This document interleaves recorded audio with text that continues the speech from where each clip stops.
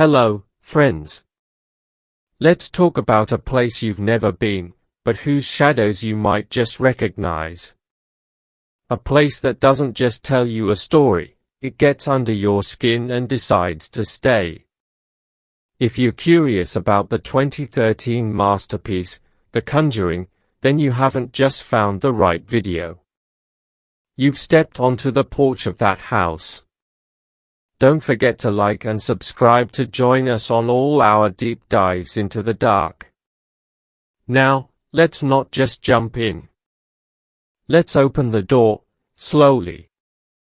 Hook, this isn't just a film about a haunted house. It's a film about the haunting of belief itself. It asks a terrifying question: what if the things we dismiss as superstition are not only real, but they are also patiently, intelligently, waiting for us to let our guard down? It begins not with a bang, but with a breath held too long. A stillness so profound it has weight.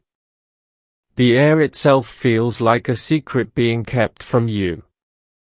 The frame is a study in quiet, a painted portrait of domestic peace, until the paint begins to crack.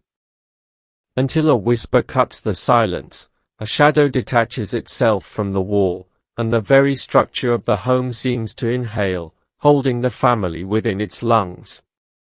What unfolds is a ghost story that has contempt for the very idea of being just a ghost story.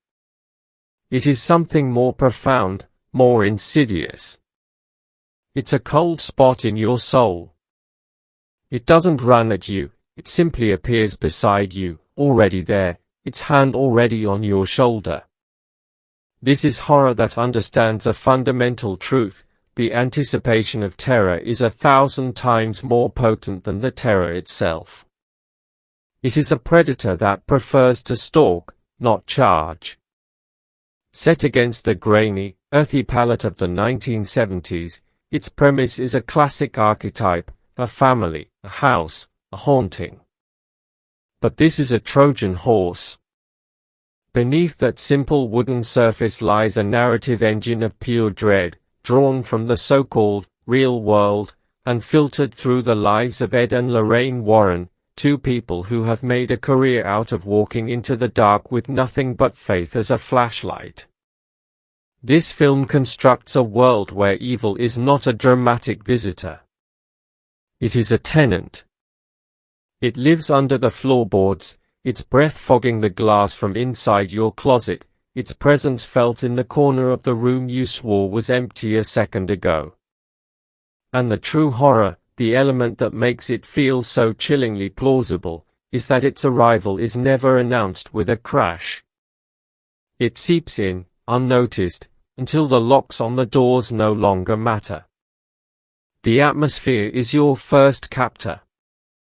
It's not just in the creak of a door, but in the silence that follows. The film treats silence not as an absence of sound, but as a character, an active, malevolent presence. It weaponizes anticipation, stretching moments into eternities where your own heartbeat becomes the soundtrack of dread. A single, off-screen footstep. The rustle of a sheet. The slow, deliberate tick of a clock in a vacant room. The horror begins not with a scream, but with a question mark etched into the air. We follow the Perron family, their move to a rural Rhode Island farmhouse, a canvas of hope. They dream of space, of quiet, of a new beginning. But the house has been dreaming, too. And the moment their last box crosses the threshold, its dream becomes their nightmare. The dog refuses to enter. The clocks, with a chilling synchronicity, freeze at 3:07 a.m. Whispers coil through the halls where only silence should live. The house is not just haunted, it is aware. Each of the 5 daughters becomes a separate instrument of fear, playing a different note in the symphony of their collective trauma. One withdraws into silence, another confronts the unseen, but the constant, the universal language, is fear. It accumulates in tiny, poisonous increments. A door that swings shut on an empty room. Unexplained bruises that bloom on skin like dark flowers. The ghost of a smell, decay and sulfur, that comes and goes like a taunt. Then, there is the clapping game. A moment of familial joy perverted into one of modern horror's most iconic and terrifying sequences. A blindfolded mother, the playful laughter of children curdling into something else, and then, two hands that clap from a place of impossibility. It is cinematic alchemy, simple, elegant, and utterly devastating. As the family's reality fractures, a counterweight arrives, Ed and Lorraine Warren. He is the anchor, all method and reason. She is the seismograph, feeling the tremors from a world just beyond our own. Together, they don't just investigate, they confront. Their presence is a declaration: this is not in your head. This is real. And it is hostile. What makes them so compelling is their profound humanity. They are not action heroes, they are weary soldiers in a war against the intangible. Their love is their armor, a quiet, worn, an unsentimental thing, built on 1,000 shared glances and a lifetime of stepping into the abyss, hand in hand. When Lorraine grips Ed's hand, it's not a gesture for the camera, it's a tether to reality. And when she descends into the basement alone, it is not bravery that drives her, but necessity. The house transforms into a living labyrinth.